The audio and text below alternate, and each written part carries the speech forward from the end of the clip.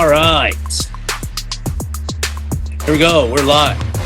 Live from Las Vegas. Steve Bartle, Josh Bennett. Utah with the 44-22 victory over Nebraska in the SRS Distribution Las Vegas Bowl. What a game, huh? How about that? Yeah, no, can't ask for much more out of the bowl game. Can't ask for much of a better start to the Morgan Scalley era. Can't ask for much more of a destination for New Year's. And couldn't ask for much more red in the stadium, boys. Yeah, there was a lot of red. A lot of red. It was interesting, like, the conversation, the debate. How many Utah fans? How many Nebraska fans? How do we know? How do we really know with both teams being red and white? But I would say, like, looking at it from the press box and seeing the stadium, you know, the Utah side was filled up to the second level. It was a really good showing by Utah fans. And obviously, and honestly, a pretty impressive showing for Nebraska fans. Yeah, no, there were 39,000 something people here. It was the most people they've had at Allegiant for a Vegas Bowl since they moved it here in 2019. And kind of how I judged the split was when the teams ran out. Yeah. See where all the fans were standing up and clapping and cheering when Nebraska came out. You can see where all the fans were cheering and clapping when Utah came out. And Utah basically had both end zones and then their side of the field. And Nebraska was basically just behind theirs. So I put it in like a 70-30 split. I feel like that's fair. I think that's fair. I think it's a good turnout for a Nebraska team that doesn't have a lot of momentum right now. Yeah, no, and I think obviously with the way Nebraska started this game, let's start there, right? Nebraska starts with the ball. They march down the field, and I think everybody sort of had the same thought, the same concern that, oh boy, here we go again. Nebraska running it down Utah's throat. And, yeah, just your thoughts, first two possessions for Nebraska. What are you thinking? It was definitely oh man, here we go again. Like it was that for sure. Those first two drives, Nebraska was able to run at will, do what it went up and down the field, and then just the first quarter, Nebraska had 157 yards, 94 of those on the ground, 7.2 per carry, and then the second quarter, they had 17 total yards, 1 rushing yard, 6 carries, 0.2 yards per carry. So the adjustments happened. Scalley hit on that a little bit. Got actually kind of into the X and O's with us during the press conference. He talked about just being gap sound and stuff like that. So yeah, he mentioned one specific play Nebraska was having a lot of success with was counter run, and they were just not fitting it correctly up front. And so that was the adjustment that they made. And I think that's the little things. It's not some major adjustment. It's just understanding how to attack blocks, how to take on blocks, you know, what you're looking for. Those are the types of adjustments that you typically going to see. And that's what led to the change in that second quarter where Utah was able to stop the run, get some stops. And then they had a series, I think it ended at 5 straight, but 5 consecutive 3-and-outs. And I think the defense, after the way it started giving up 2 touchdown drives, to go 5 straight 3-and-outs really set the tone. And I thought, you know, is a credit to the defense all around. Yeah, no, absolutely. You look at Nebraska's like offensive production. It all came in the first quarter in those first 2 drives, and then it came late in the game during garbage time. They got some, so they had 146 yards in the fourth quarter. But you look at the third quarter, 23 yards. The second quarter, 17 yards. So really impressed by the on-the-fly adjustments. They don't need to be big ones, but just good to see Scalley in his first game do that. Yeah. And whoever's calling the defensive plays. Yeah. I was going to slip.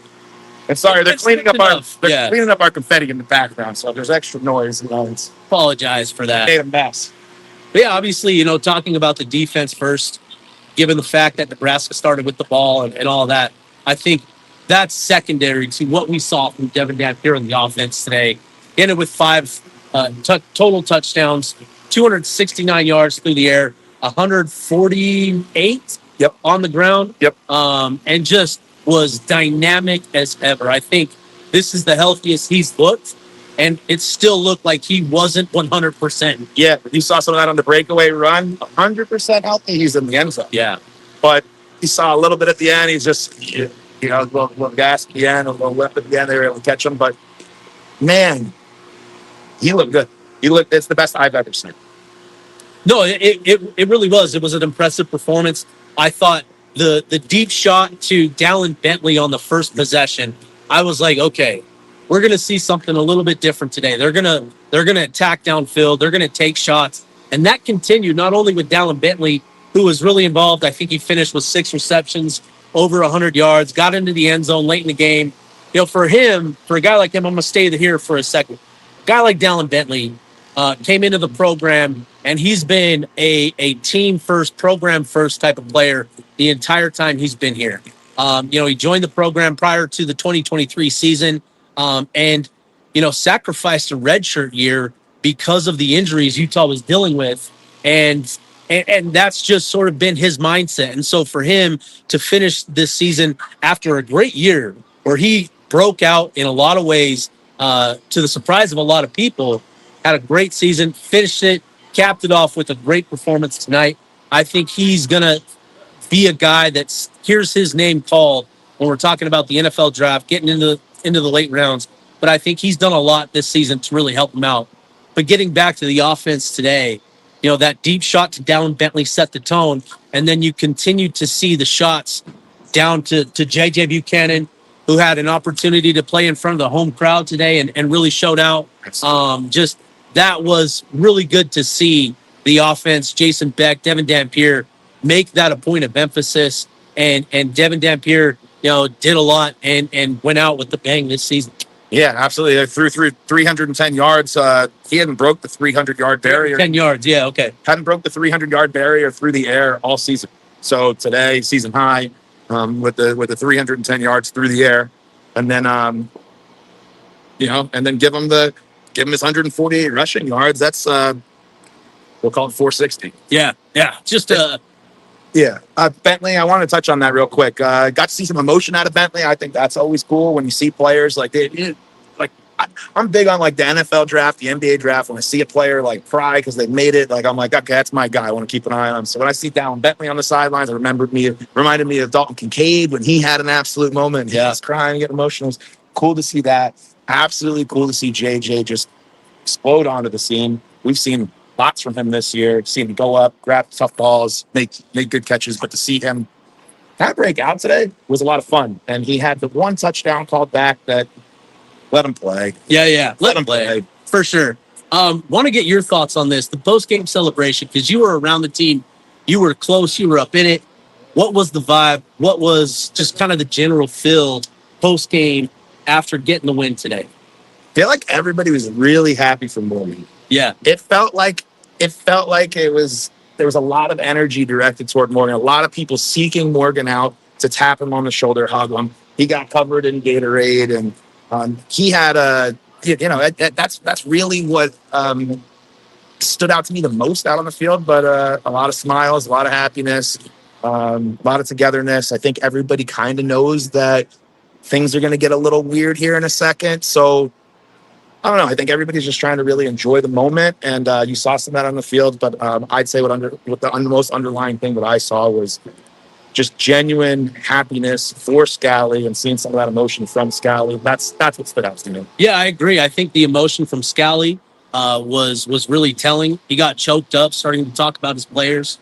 In the press conference, they talked a lot about, Morgan Scalley took a second and said, I really want to emphasize something, that these players have had to deal with a lot of distractions. And you can imagine what those distractions are.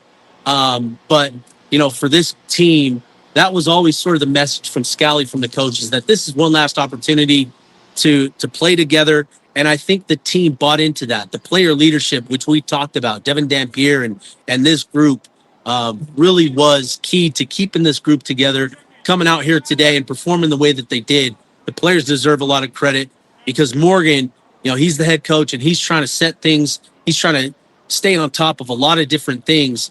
A lot of credit belongs to the players for keeping things together and coming out today and finishing the right way. I think the credit belongs there with the players. Yeah, no, absolutely. It takes discipline to hang out in Vegas for 5 days, a whole week, and that's just. And we've heard stories. Some of y'all winning money. There's been some money. There's also been some losers. Yes. It's only $500. Yeah, only $500. It was. There's a lot of distractions with it just being Vegas in and of itself, and then you add in all of the transfer portal, coaching carousels, this and that, and it's just to have the W today in such a deciding factor. It's credit to the players for staying focused, credit to the coaches for keeping them focused, but yeah, that's an important thing to call out because it's a crazy time right now. No, it really is. And to your point, we finish up the press conference, and we walk out and, Morgan Scalley is already on the phone. We don't know who he's talking to. We don't know, what it is, but, he's obviously got some Utah officials around him. But that's just sort of what this week is going to be, right? They're going to enjoy this day. They're going to go out. They're going to celebrate in Vegas. Morgan talked about wanting to get the team back for curfew tonight. That's going to be a big priority for him. But obviously, we know everything that's at play right now, right?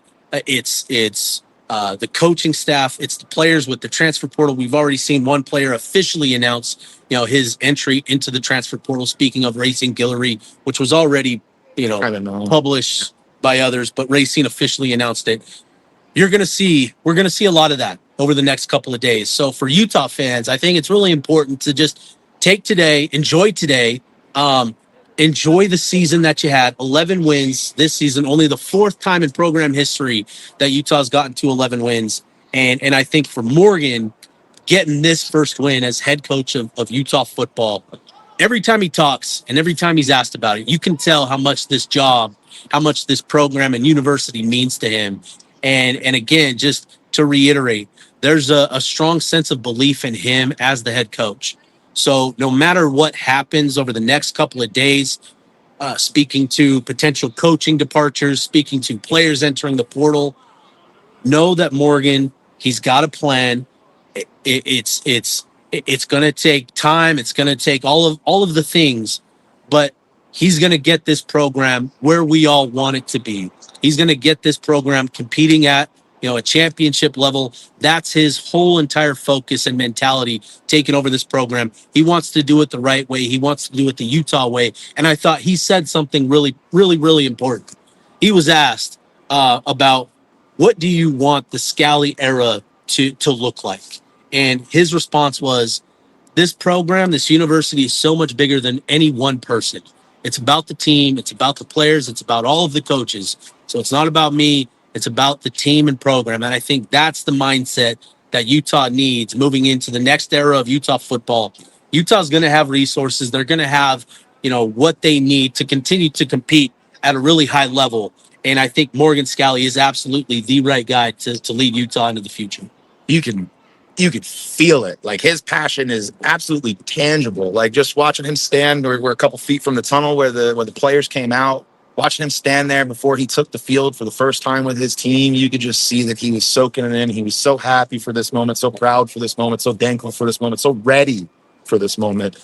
And then you watch him on coach after touchdowns, after big stops, after big plays. You see him on the sideline, just full of life, full of energy. And that's something that I think this team needs. And I think that's something energy is contagious. Yeah. Right. And that's gonna trickle down to all different areas of the team. And listening to him in the post-game interview, he talks like for real. Yeah, there's no beating around the bush. There's no like coach. It doesn't feel like coach speak. I'm sure at some points we're going to get some of that. Yeah.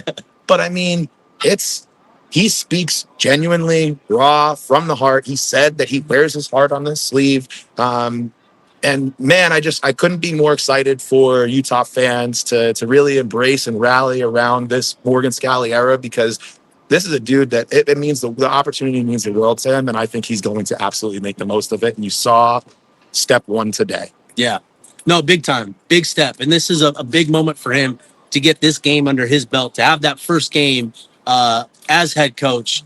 For him, I asked him, like, when did it settle in that you are the head coach of Utah football? And he said that he hasn't. He's been trying to keep his head afloat with everything going on around the program, the transition, trying to get a feel for what's coming next. He's just trying to stay afloat right now.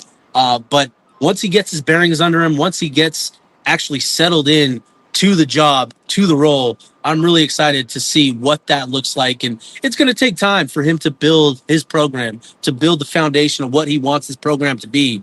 But it's just going to be a continued evolution of what we've seen over the last 2 decades with Kyle Whittingham.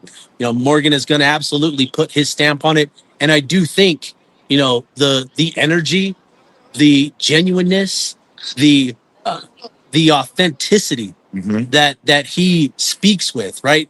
Like you said, he genuinely answered questions today. It was refreshing. And it didn't feel rehearsed. It didn't feel regurgitated. It just felt genuine. And I think that's going to be something that I think Utah fans are really going to enjoy as well.